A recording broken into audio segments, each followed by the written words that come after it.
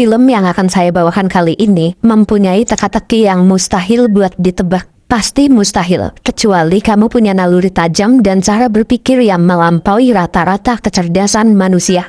Ini adalah sebuah series berjudul Presumed Innocent yang mempunyai 8 episode dengan total durasi 7 jam. Siapkan logikamu, please fokus dan cari posisi ternyaman buat nonton. Mari kita mulai dan selamat menyaksikan.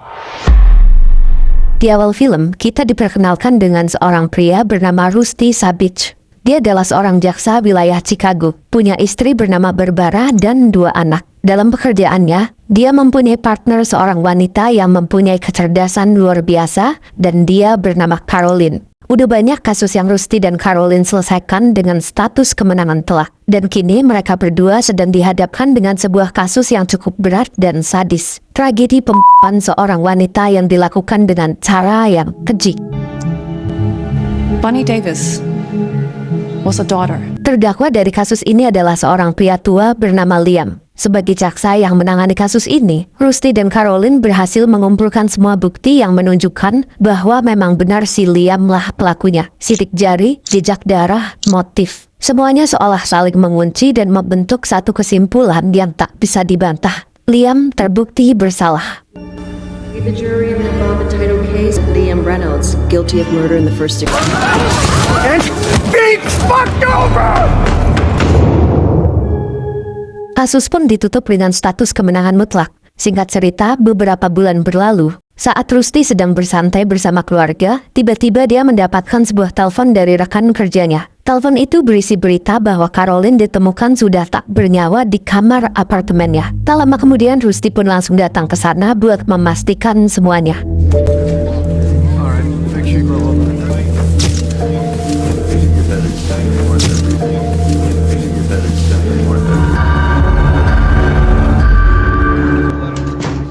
Melihat itu, ada sesuatu dalam dirinya yang hancur seketika. Perasaan yang gak bisa dijelaskan, campur aduk antara kehilangan, kaget, dan ketakutan yang belum ia pahami sepenuhnya. Nah, terus karena Caroline tuh pengacara atau jaksa yang terkenal banget, berita pun langsung menyebar dengan cepat. Di kantor jaksa terlihat kepala jaksa Chicago yang bernama Raymond. Raymond menugaskan Rusty buat ngambil kasus ini, tapi nggak sesimpel itu. Ada pengacara lain yang iri atau merasa lebih punya kemampuan buat ngambil kasus ini. Nah, di sini akan sedikit saya jelaskan kondisinya. Diketahui Raymond si pria tua ini kan adalah ketua jaksa, tapi masa jabatannya udah habis dan tinggal nunggu hari buat pelantikan kepala jaksa yang baru. Bahkan kepala jaksa yang baru pun udah berangkat ngantor ke sana. Nah, mumpung belum dilantik, Raymond masih memegang kendali penuh soal keputusan. Makanya Raymond nunjuk si Rusty buat nanganin kasus ini karena memang secara prestasi, si Rusty jauh lebih hebat daripada pengacara lainnya. Tapi bukan gak mungkin juga ketika nanti kepala jaksa baru udah dilantik, kepala jaksa yang baru bakal ngambil alih kasus ini buat dikasih ke pengacara Tommy, karena Tommy sama jaksa yang baru itu tuh terbilang sangat akrab.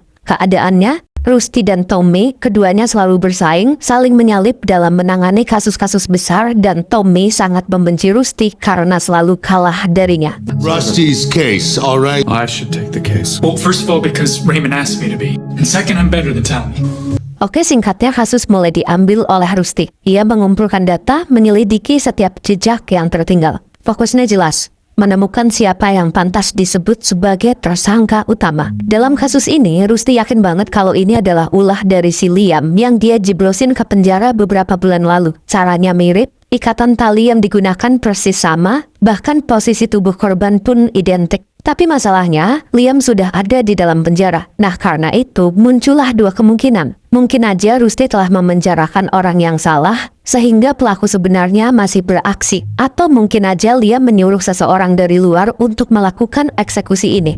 I have an idea. Okay. Bonnie Davis. Do you really think there's a connection? The two of them were tied up in exactly the same way. So you're saying that we put an innocent man behind bars? Hari demi hari, Rusty terus berusaha menggali lebih dalam. Ia datang ke tempat autopsi, menyelidiki setiap detail yang bisa jadi petunjuk. Ia bahkan mengunjungi penjara untuk menginterogasi Liam secara langsung, namun hasilnya nihil. Semua upaya tak membuahkan barang bukti yang bisa mengarahkan pada siapa status tersangka layak diberikan.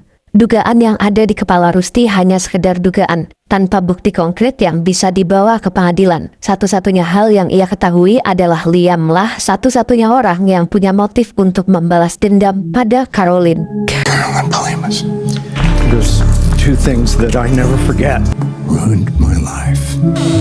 Mr. Caldwell, I'm sorry for just, Carolyn spoke of you. Setelah dari penjara, Rusty coba buat datang ke rumah mantan suami Caroline. Jadi di sini Caroline itu adalah seorang janda dan punya satu anak, tapi diketahui anaknya ikut mantan suaminya. Di rumah mantan suaminya, Rusty nggak dapat info apapun karena menurut cerita dari mantan suaminya, mereka sudah lama tak berkomunikasi, bahkan sudah saling melupakan dan bisa dibilang sama sekali nggak kenal. Singkat cerita, hari-hari berlalu dan akhirnya jaksa yang baru dilantik. Jaksa baru itu bernama Nico. Setelah menjabat, Nico langsung mengajak Rusty dan Raymond dan Tommy mengadakan rapat pribadi. Dalam rapat itu, Nico menyampaikan keputusan besar, ia ingin kasus ini diserahkan kepada Tommy. Tentu saja Rusty dan Raymond langsung menolak. Sesuai aturan, jaksa baru tidak bisa begitu saja mengalihkan kasus yang sudah berjalan tanpa alasan yang sah dan jelas. Namun perlawanan Rusty langsung terbantahkan dengan sebuah fakta yang Tommy punya. Tommy mengakui bahwa dia juga menyelidiki kasus ini secara diam-diam, walaupun hak investigasi sepenuhnya ada di tangan Rusty. Di sana, Nico dan Tommy menunjukkan sesuatu yang tak bisa dibantah lagi, dan akhirnya sebuah fakta mengejutkan terungkap. Tommy menemukan ternyata Caroline sedang hamil saat wassalam. Tommy bertanya-tanya siapakah ayahnya, padahal si Caroline adalah seorang janda. Lalu fakta dari hasil forensik yang baru saja keluar menunjukkan bahwa banyak sidik jari Rusty di apartemen Caroline, bahkan hampir di semua sudut ruangan, termasuk di dalam kamarnya. It's available. Several sets of fingerprints were found. we were work colleagues. I was at the scene following her death. You were gloved up, and your fingerprints were found in her bedroom. Were you and Caroline romantically? Keadaan pun berbalik drastis. Fakta-fakta baru muncul dari mulut Tommy, dan Tommy menekan beberapa pertanyaan pada Rusty apakah mereka mempunyai hubungan spesial selain pekerjaan. Akhirnya Rusty pun mengakui bahwa ia memang pernah menjalin hubungan dengan Caroline, tapi itu sudah sangat lama. Menurut Tommy, fakta yang barusan dia ungkap membuat kasus ini harus diserahkan padanya, karena tidak menutup kemungkinan Rusty adalah pelaku utamanya. Mulai dari sidik jari Rusty ditemukan di hampir setiap sudut kamar apartemen Caroline, panggilan telepon yang tercatat juga mengarah pada keterlibatannya, dan semua bukti itu menurut Tommy adalah bukti yang cukup untuk mencurigai si Rusty. You want me to repeat the question? Were you aware that Caroline was pregnant? Relationship with Carolyn Polimas. You have any idea who the father might be? Karena keadaan berbalik, Rusty sempat sedikit marah dan merasa kenapa dirinya malah diinterogasi. Tapi dengan santai, Tommy menjawab kalau memang inilah jalan yang seharusnya. Akhirnya Rusty yang harusnya menangani kasus itu, kini malah harus menjadi tersangka utama. Setelah dari sana, Rusty datang ke psikiater langganannya. Di sini diperlihatkan bahwa meninggalnya Caroline sungguh sangat membuat Rusty sedih. Hubungan mereka jauh lebih dari sekedar perselingkuhan biasa. Bisa dibilang Rusty menggunakan seluruh hatinya untuk menjalani perselingkuhan itu. There was something about that first encounter. She just woke me up, you know. With Carolyn, it was just pure. She was brilliant, Carolyn. Meaning? But it was. Don't. Setelah pertemuan dengan psikiater, Rusty terlihat sangat stres. Bahkan ketika Rusty pulang ke rumah, dia merasa sangat terpojok. Dia tahu gak lama lagi Tommy pasti akan menyebarkan berita ini ke media.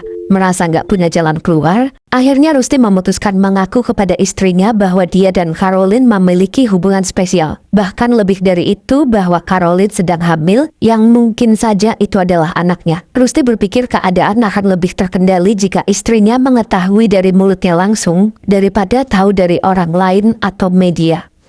Carolyn was pregnant, and they think that it was mine, and I'm a suspect in her murder. I'm sorry. Istrinya pun gak bisa berkata apapun. Sampai pada malam harinya saat makan malam bersama kedua anaknya, Barbara memaksa Rusty untuk menceritakan apa yang sedang terjadi, karena Barbara tak mau anaknya mengetahuinya dari orang lain atau mungkin teman di sekolah yang akan membulinya jika kasus ini beredar di media. Akhirnya, semua yang selama ini Rusty coba tutupi mulai terungkap. Dia harus menghadapi konsekuensinya, tak hanya bagi dirinya sendiri, tapi juga bagi keluarganya. Guys, phones down, please. So something has happened, and before you hear it, so your father has something he would like to. I want you to know that I don't think that now is the time or Fucking time or place. What's going on? Carolyn Bleemus and I were having an affair going on for very long. I think it's better that you see it on the news or Anak-anaknya tampak sangat kecewa. Tanpa sepatah kata pun, mereka memilih untuk pergi ke kamar merenung bersama ibunya. Dalam kesendiriannya, Rusty merasa terperangkap dalam dunia yang ia ciptakan sendiri. Dan kini semua itu harus dipertanggungjawabkan. Are you gonna leave him? And that is very difficult for me. Setelahnya, Rusty pun mencoba menenangkan pikiran sambil rebahan. Tapi dia tetap nggak bisa tenang. Dia tahu dengan kebencian yang dimiliki Tommy, pasti Tommy akan mengumpulkan segala alibi untuk menjebloskannya ke penjara. Walaupun sebenarnya bukan Rusty lah pelakunya. Rusty yakin bahwa Tommy akan tetap menjadikannya tersangka karena dendam pribadi. Selagi dia mikir, tiba-tiba di tengah malam, terdengar suara gerombolan mobil yang datang ke rumahnya. Ternyata itu merupakan penggeledahan dari pihak penyidik. Semua barang yang berpotensi menjadi barang bukti dibawa, bahkan termasuk komputernya. Mereka akan memeriksa semua data di dalamnya, mencari apapun yang bisa mengungkapkan kebenaran.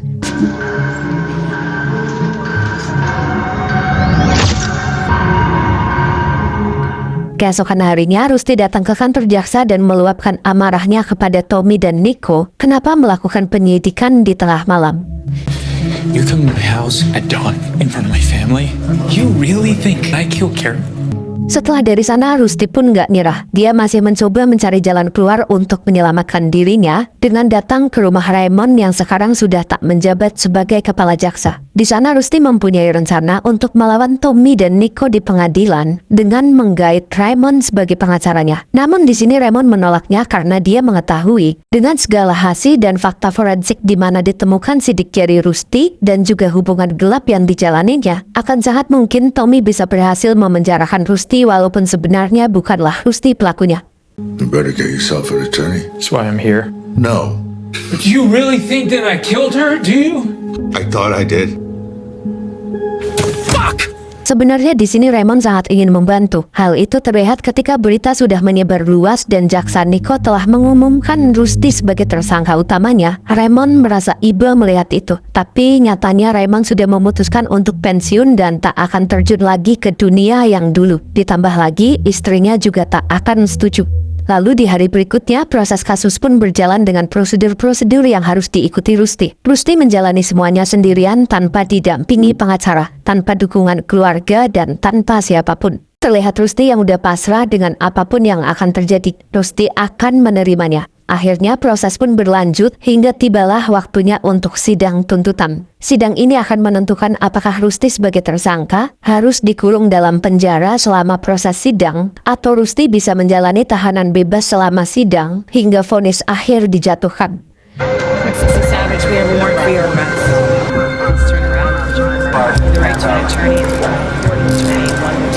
Criminal case 861246.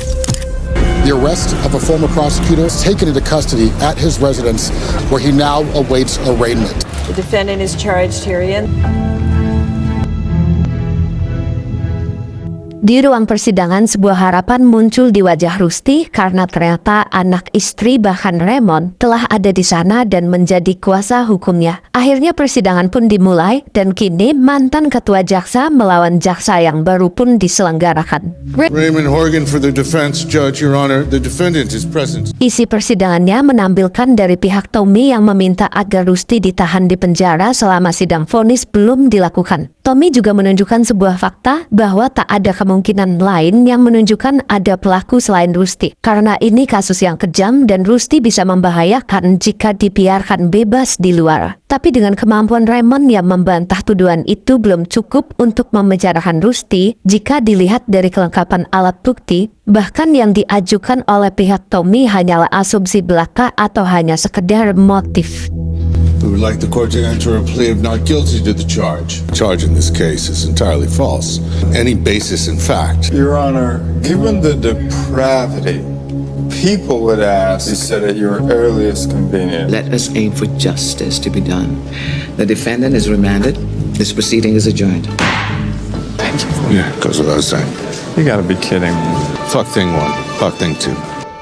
Akhirnya sidang pertama kali ini, Rusty dan Raymond berhasil unggul dengan keputusan yang lebih menguntungkan bagi Rusty. Namun, kelegaan itu hanya sementara. Pada malam hari setelah sidang, saat Rusty berada di rumah, ia menerima sebuah pesan yang bertuliskan, "Aku melihatmu di sana." Istrinya yang mengetahui pesan itu langsung menanyakan apa maksudnya. Dengan berat hati, Rusty akhirnya mengaku bahwa ia telah berbohong saat mengatakan hubungannya dengan Caroline hanya terjadi di masa lalu. Ternyata, pada malam Caroline meninggal, Rusty sempat datang ke apartemennya. Saw you where? I'm assuming that they mean I wasn't there to kill her.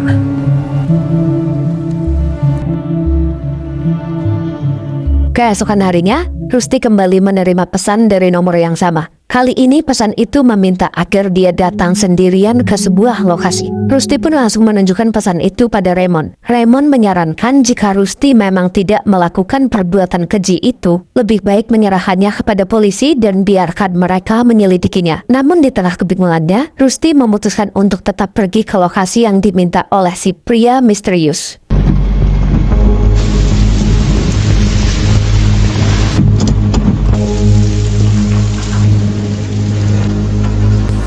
Michael? Why did you kill her? I didn't kill her. Yeah, well, that's funny. Because I have pictures of you.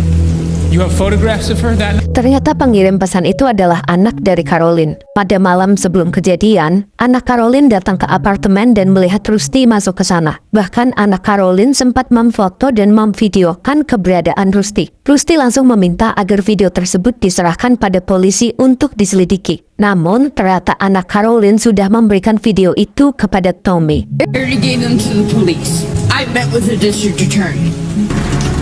Nah, setelah itu di momen penyerahan barang bukti pada pengadilan, semua pihak berkumpul termasuk hakim, Tommy, dan Rusty di situ. Anehnya di situ Tommy tak menyerahkan video yang sebelumnya disebutkan oleh anak Caroline bahwa ada video Rusty berada di apartemen di malam kejadian. Tapi di sini kenapa video itu disembunyikan oleh Tommy? Bukannya hal itu bisa memperkuat dugaan. Raymond pun langsung melaporkannya ke hakim bahwa ada bukti yang disembunyikan oleh Tommy. We just received photographic evidence that we're still in the process. You are going to turn over that evidence today. It's the first place I'm going to come looking.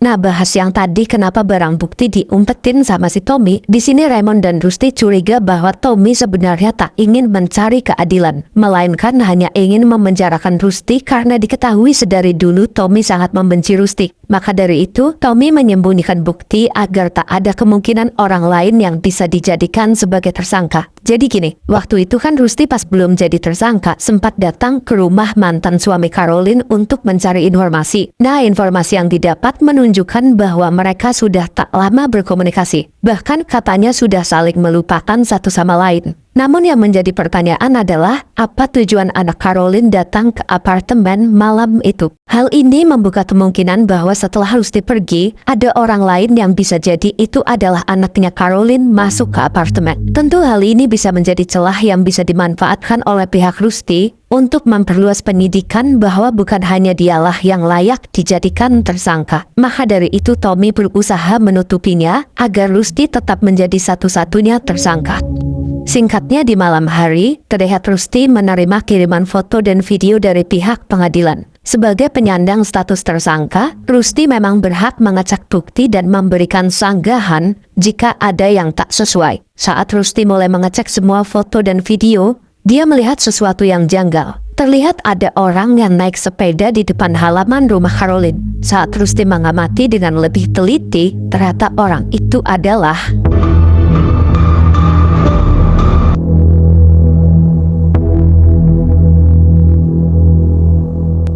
Yaps, itu adalah anak laki-laki Rusty yang jelas terlihat ada di sana pada malam kejadian. Terus apakah maksud dan tujuannya bersambung?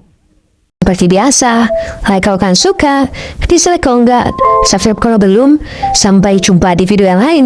Sekian dari saya, pamit undur diri. Assalamualaikum warahmatullahi wabarakatuh.